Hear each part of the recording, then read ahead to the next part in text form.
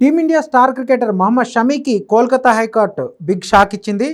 భార్య హసీన్ జహాన్తో విడాకుల కేసు సంబంధించి భరణం చెల్లింపు విషయంలో కోర్టు కీలక తీర్పు వెలువరించింది. షమీ తన భార్యతో విడాకుల కోసం కోర్టును ఆశ్రయించగా దాదాపు 6 ఏళ్ల నుంచి ఈ కేసు విచారణ సాగుతోంది. 2023లో భార్య హసీన్ జహాన్ కూతురు ఐరా షమీల పోషణ కోసం నెలకు 1.3 లక్షల భరణం చెల్లించాల్సిందిగా డిస్ట్రిక్ట్ సెషన్ కోర్టు ఉత్తర్వులు జారీ చేసింది.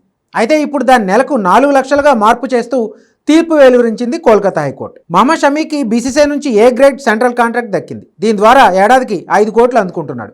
అది కాకుండా ఐపీఎల్, టీమిండియా మ్యాచ్లు, బ్రాండ్ ప్రమోషన్స్ ద్వారా ఏడాదికి 12 నుంచి 15 కోట్ల వరకు సంపాదిస్తున్నాడు.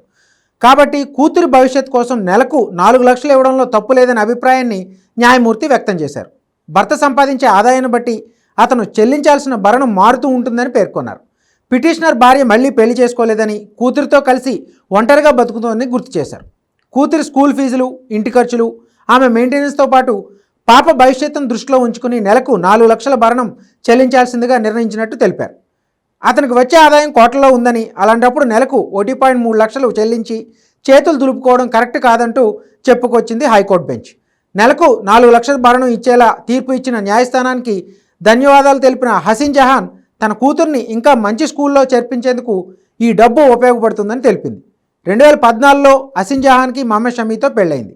4 ఏళ్ల తర్వాత 2018లో షమీ, అతని కుటుంబంపై హసీన్ జాదన్పూర్ పోలీస్ స్టేషన్లో గృహహింస కేసు పెట్టింది. తర్వాత షమీ విడాకుల కోసం కోర్టును ఆశ్రయించాడు.